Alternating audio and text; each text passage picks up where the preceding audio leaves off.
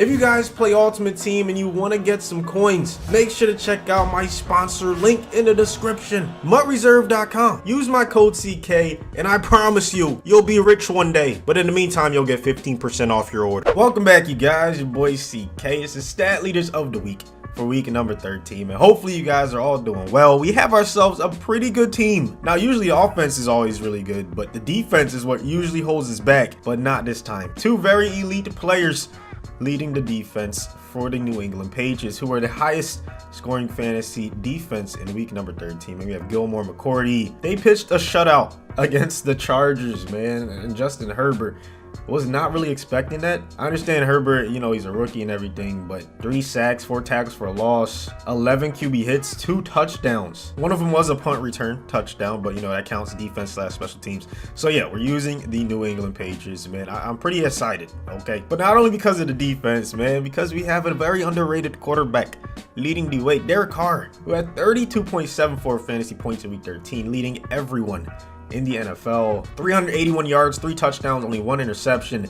He also had a rushing touchdown on the ground. Josh Allen, who had 375 and 4 touchdowns through the air. He was only 2 fantasy points behind Derek Carr, so he's going to be the backup. Honorable mentions at QB, Ryan Tannehill, Baker Mayfield, Matthew Stafford, Lamar, who's looking like he's healthy again, Jared Goff, Taysom Hill, Cam Newton, and Aaron Rodgers rounding out the top 10. Leading all running backs in fantasy in week 13 was David Montgomery from the Bears. He had 72 yards on 17 carries with 2 touchdowns to go along with it. Also 4 receptions for 39 yards through the air. Second behind him was Aaron Jones, who had 130 yards on 15 carries and a touchdown on the ground versus my Eagles, including the game-sealing touchdown at the end, man. It was truly an embarrassing display of tackling, but a well-earned spot on the team for Mr. Jones, man. Jonathan Taylor was number 3, Dalvin Cook, Ty Johnson, Adrian Peterson, Chris Carson, James Robinson, Nick Chubb, and Alfred Morris rounding out the top 10. The number 1 fantasy producing wide receiver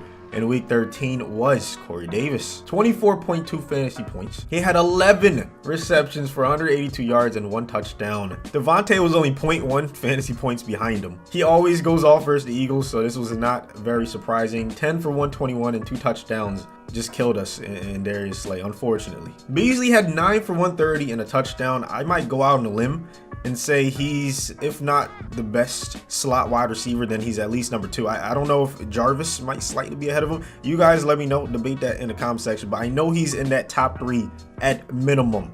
The dude's incredible, has been for years. I'm just glad he's not tearing up my Eagles, on the Cowboys anymore. I don't know how Justin Jefferson's still in the low 80s. He's consistently producing 9 for 121 and a touchdown. You want to know just how good he has been? He's had a better rookie season than Randy Moss did when he was a Viking through 3/4 of the year. Jefferson has recorded 61 catches for 1,039 yards and 7 touchdowns in 12 games, averaging 17 yards per catch. His 1,039 receiving yards are the second most in NFL history for a rookie through 12 games since the merger, and are the most recorded by a rookie in the opening 12 games of a season since Bill Groman had 1,222 receiving yards for the Houston Oilers in 1960. Randy Moss had 1,014 receiving yards after 12 games in that 98 season. All right, maybe not a better season than Moss, because I just looked at it, and this man conveniently left out that Moss had 11 touchdowns through 12 games in his rookie season. It's funny how you can just leave out stats to fit your narrative. But Jefferson, it take nothing away from him. He's still having an incredible rookie season.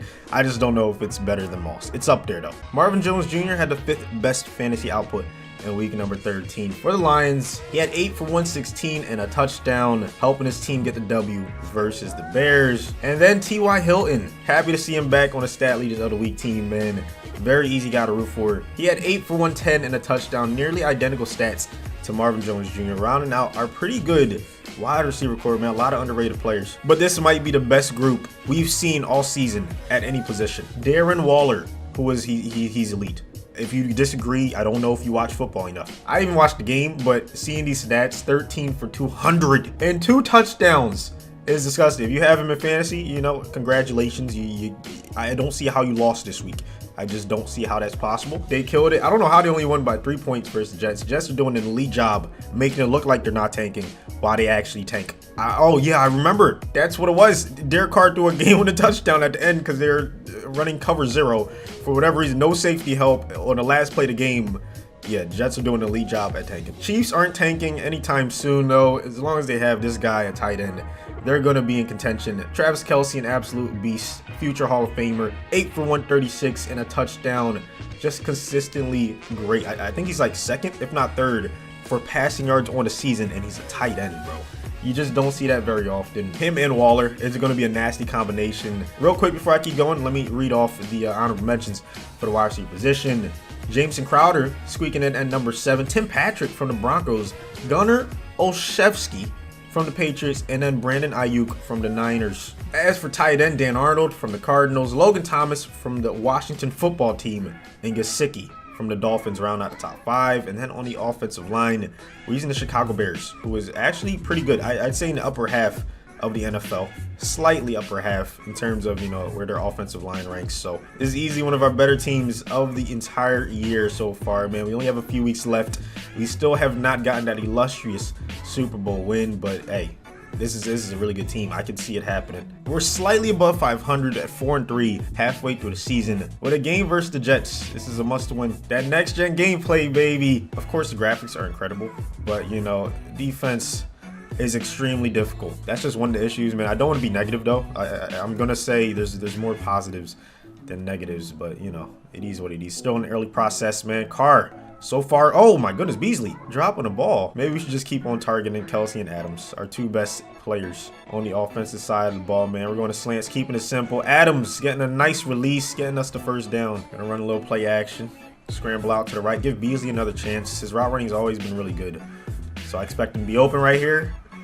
Oh God, okay. He was not open, and I throw a terrible interception. Just like that. Got a chance to get off the field. Oh wow, that's a dot. What's the flag though? Luckily it was holding, so now they're pushed back into a 3rd and 18 situation. I'm gonna try to blitz. Let's go. Come on, baby. Yes. Oh man. Okay. Now it's up to us to do our thing. On offense, Kelce getting us the first down. I'm going deep to him. That's what he does. Let's go, baby. That's a dot. Devontae getting us the lead. Oh, thank God. Overtime. Yes. We won in overtime. You love to see it. Would you look at that, man? 11-5. All they needed was a little spark in the mid-season to get them on the right track. We easily won our division. Carr had a pretty good season. 4,300 yards. More than double the amount of touchdowns than interceptions. Look at that. 2 running backs with 7 or more touchdowns. Jones had 1,200 yards. 2 guys in a receiving game with 1,000 yards plus. Look at that, bro. Kelce's nasty. 3 guys with 8+ touchdowns. Carr was doing a good job spreading the ball around. Hightower had most tackles on the team. Lawrence Guy led us in sacks, man. Remember, this was just the base. Patriots defense, no changes. Were maybe at 4 guys with 2 interceptions, man. They killed it. Offensive yards, we were first. Defensive yards, 17th though. Yeah, kind of struggled a little bit. Watson won MVP on a 4-12 team. This is why I tell y'all, record doesn't matter when we do these simulations, these experiments. Yes, sir! We finally made it happen. Come on, man. 35-24. We won the Super Bowl with the stat leaders of the week team. Derek Carr with just a filthy postseason, man. 5 touchdowns, no interceptions for the 2nd time in the playoffs. Just nasty. So there's your answer. This is the best stat leaders of the week team. It has to be. Oh my, yo, Beasley with 4 touchdowns. What the? Oh my goodness, bro. I'm so happy we finally made it happen. The rest of the season, you know, we're playing with house money. If we make it happen, cool. If we don't, it is what it is because we already made it happen, man. Holy crap. Drop a like for that. Thank you so much for watching, man. Hopefully you guys have a great rest of your day. And I'll see you guys on the next